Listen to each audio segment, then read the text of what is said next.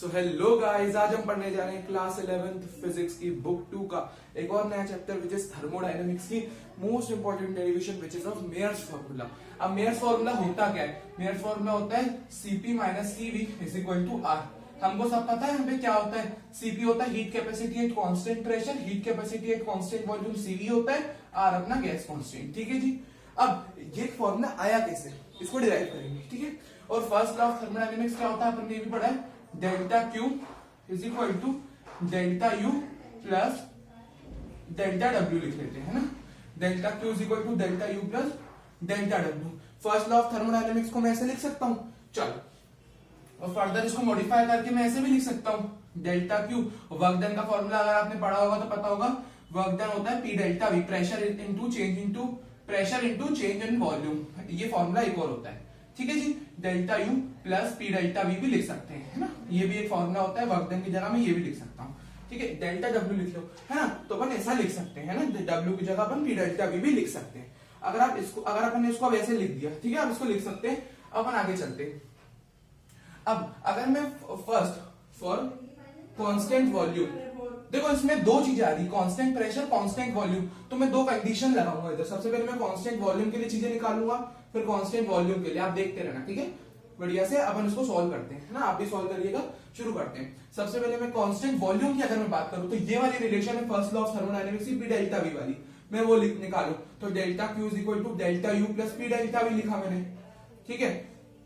अब मैं यहाँ पे क्या कर सकता हूँ, अब यहाँ पे कांस्टेंट वॉल्यूम है। कांस्टेंट वॉल्यूम का मतलब होता है आइसोकोरिक प्रोसेस। आइसोकोरिक प्रोसेस में चेंज इन वॉल्यूम जीरो होता है, कुछ चेंज होता ही नहीं है। तो final volume minus initial volume zero होता है, तो डेल्टा भी जीरो हो जाएगा। तो फॉर आइसोकोरिक प्रोसेस लिख देता हूं, आइसोकोरिक प्रोसेस के लिए, आइसोकोरिक प्रोसेस के लिए अपना हो जाएगा ये जीरो हो जाएगा। Delta Q is equal to delta U, क्योंकि चेंज इन वॉल्यूम तो जीरो हो जाएगा, तो ये पूरी टर्म जीरो। तो delta Q is equal to delta U। याद रखना, ये मैं कह रहा हूं आइसोकोरिक प्रोसेस के लिए सिर्फ।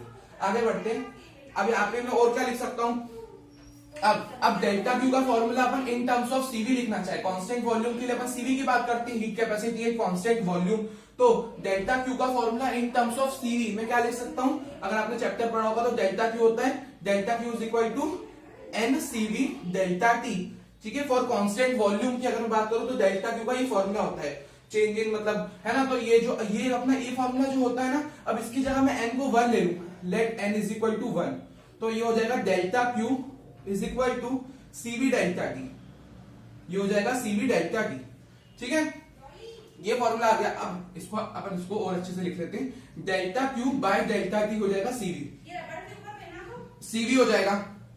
अब डेल्टा Q, और मैं डेल्टा Q की जगह यहाँ पे डेल्टा U भी लिख सकता हूँ, क्योंकि मैं सिर्फ आइसोकोरिक प्रोसेस की बात कर रहा हूँ। और आइसोकोरिक प्रोसेस में ही डेल्टा Q की जगह मैं डेल्टा U भी लिख सकता हूँ ना। फॉर आइसोकोरिक प्रोसेस अपन ने निकाल लिया, तो delta U by delta T is equal to Cv। ठीक है। ये हो जाएगा, ये अपना एक्सप्रेशन हो जाएगा Cv का। ठीक है। अब आगे चलते हैं। ये मैंने Cv के लिए निकाल लिया। अब मैं वही सेकंड कांस्टेंट प्रेशर के लिए निकाल लेता हूं। ये कांस्टेंट वॉल्यूम के लिए हो गया। अब अपन निकाल लेते हैं for constant pressure. Constant pressure, अब कांस्टेंट प्रेशर के लिए मैं लिखूं delta Q is equal to delta U plus P delta V।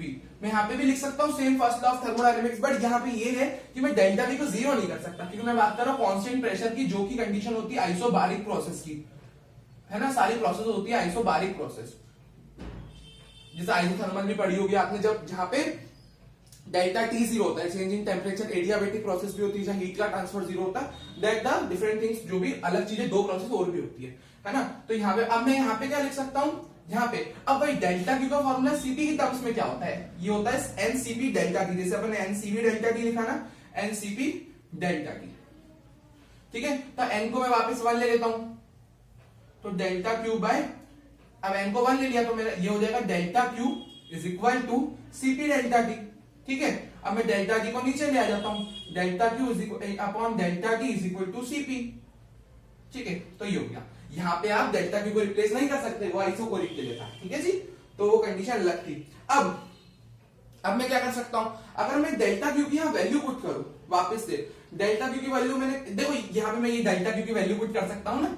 हाँ, ये अपने दिमाग में आया, अपन इसको पुट कर लेते हैं। डेल्टा Q की जगह मैं यहाँ पे लिख सकता हूँ ना delta U plus P delta V upon delta T is equal to CP, है ना। अब क्या करो, डिनोमिनेटर को अपन सेपरेट कर देते हैं, डेल्टा यू, है ना, क्या कर लेते हैं, डिनोमिनेटर को सेपरेट अगर मैं करूं, delta U by delta T is plus P delta V upon delta T is equal to CP, ठीक है। Okay, delta U by delta T की वैल्यू मेरी क्या आई, इसकी वैल्यू मैं यहाँ पे सीवी लिख सकता हूं, इसकी जगह मैं यहाँ पे सीवी लिख लेता हूं, ये मेरा सीवी आया था। प्लस अब फिलहाल मैं अगर एक चीज आपको बताऊं तो आप क्या करो, हाँ इसको ऐसे किस लिखे रहते थे, मैं आपको साइड में बता देता हूं। अगर आपने आइडियल गैस इक्वेशन पढ़ी होगी तो वो होती है PV is equal to NRT. अब अगर मैं डेल्टा की टर्म्स में लिखूं तो P delta V is equal to NR delta T, क्योंकि एनआर तो कांस्टेंट होता है तो डेल तो टेम्परेचर के साथ ही आएगा। अब अगर मेरे को यहां से वैल्यू निकालनी है किसकी, एन को वापस 1 ले लेते हैं अपन, एन को 1 ले लेते हैं, पी डेल्टा वी 1 अपन ले सकते हैं, ठीक है, एन को आर डेल्टा टी बचेगा यहाँ पे, वहीं से मुझे वैल्यू चाहिए, मुझे ये वैल्यू चाहिए, P delta we bye delta T, P delta V upon delta T को नीचे ले जाओ तो ये आर बचेगा, ठीक है, ये क्या बच जाएगा अपना, आर बच जाएगा, ठीक है। तो मैं इसकी पूरी expression P delta we bye delta T की जगह आर लिख लेता हूं, ये आर लिख लिया मैंने, इज इक्वल टू सीपी, ठीक है, CV plus R is equal to CP. अब सीवी को वहां ले जाओ तो ये हो जाएगा CP minus CV is equal to R, तो ये फाइनल अपना आंसर आ गया, CP minus CV is equal to R. थोड़ा दिख नहीं रहा है आखिरी में, बट मैं आपको ओरल बता देता हूं, delta U by delta T को मैंने सीवी लिख लिया, इसको मैंने यहाँ पे मैंने ये तो दिख रहा है, ठीक है, इसको मैंने क्या लिख दिया, इसको आर लिख दिया, यहाँ पे करके बताया इज इक्वल टू सीपी, ये वाली स्टेप नहीं दिख रही है तो मैंने कुछ नहीं करा, आंसर यही है अपना, बस मैंने सीपी को वहां ले गया, CP minus CV is equal to R बच गया।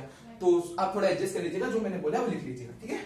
तो ये थी पूरी derivation, CP minus CV is equal to R, काफी इंपॉर्टेंट है, प्रिपेयर कर लीजिएगा। Thank you for watching this video, please do like share and subscribe the channel, bye bye.